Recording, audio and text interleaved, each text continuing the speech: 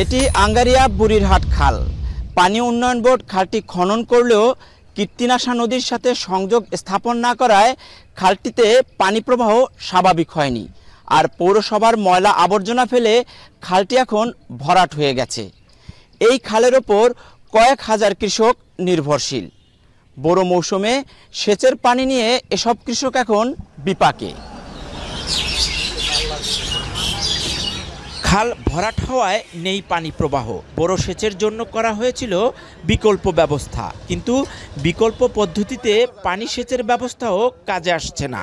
সরিয়ে নেওয়া হচ্ছে সেচের পাম্প ও যন্ত্রপাতি। অসম্পূর্ণ খনন, দখল আর দূষণে মরতে বসেছে আঙ্গারিয়া বুড়িরহাট খাল। কোথাও শুকনো, কোথাও ময়লার স্তূপ, আবার কোথাও দখল করে উঠেছে বড় বড় ইমারত। পৌর এলাকার আবর্জনায় ছড়াচ্ছে দুর্গন্ধ। পানির দুর্ভোগ, এলাকার মানুষ পানি পায় না খালের ভিতরে, এবং ময়লা আবর্জনায় খাল তলায় গেছে, নোংরা হয়ে গেছে। মশা মাছি এগুলো রাতে ঘুমাতে পারি না, মশা কামড়ায়। পানি আমি এই নদীর তনে যত উড়াই মেশিন দিয়া, কিন্তু পানি আমি বলকে নিয়ে পৌঁছতে পারব না। আব্দুল জব্বার সোনামুখী গ্রামের কৃষক। জমি প্রস্তুত করেছেন বোরো আবাদের জন্য, কিন্তু সেচের পানি না থাকায় জমি ফেটে চৌচির। চাষাবাদ করতে না পারায় সংসার চালানো নিয়েই দুশ্চিন্তায় এই কৃষক। এই জমি ফাটিয়া চৌচুর হয়ে গেছে। ওহন এই জমিনে চাষ করা লাগতো আরও 1 মাস আগে। ওহন তরি আমরা করতে পারছি না, ওহন পানির অভাবে। আব্দুল জব্বারের মতো 2টি ইউনিয়ন ও পৌরসভার শত শত চাষির একই অবস্থা। তাদের 2000 একর জমির বোরো আবাদ হুমকির মুখে।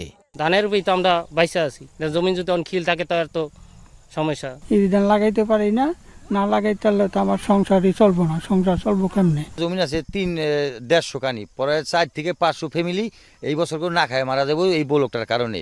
এদিকে জমিতে সেচের ব্যবস্থা সহ খাল খননের উদ্যোগের আশ্বাস দিয়েছেন কৃষি সম্প্রসারণ অধিদপ্তরের উপপরিচালক। বোরো আবাদে পানি সরবরাহ করে থাকে তাদের অনুরোধ করব তারা যেন কৃষকের এই কথা বিবেচনা করে যেন শেষ ব্যবস্থা রাখে। আর দীর্ঘমেয়াদীতে আমরা পানি উন্নয়ন বোর্ড এবং জেলা প্রশাসনের সাথে আলোচনা করব যেন এখানে খাল খনন করা যায় এবং এটা পানি প্রবাহ যেন অব্যাহত রাখা যায়। খাল বাঁচাতে এগিয়ে আসতে হবে স্থানীয়দের, আর খনন করে খালের স্বাভাবিক প্রবাহ ফিরিয়ে আনার উদ্যোগের কথা জানালেন পানি উন্নয়ন বোর্ডের এই কর্মকর্তা। পদ্মা নদী দিয়ে আমাদের প্রচুর পরিমাণে সিল্ট ক্যারি করে আর কি, তো সেটার কারণে হইতেছে এখানে আসলে দ্রুত গতিতেই আমাদের দেখা যাচ্ছে যে ভরাটটা হয়ে যায়, আর এখানে একটা জোয়ার ভাটার ইফেক্ট থাকে। সুরেশ্বর খাল পুনঃখনন প্রকল্পের আওতায় 1,90,00,000 টাকা ব্যয়ে খালটি খনন করা হয়। কাজী মনিরুজ্জামান, এখন শরীয়তপুর।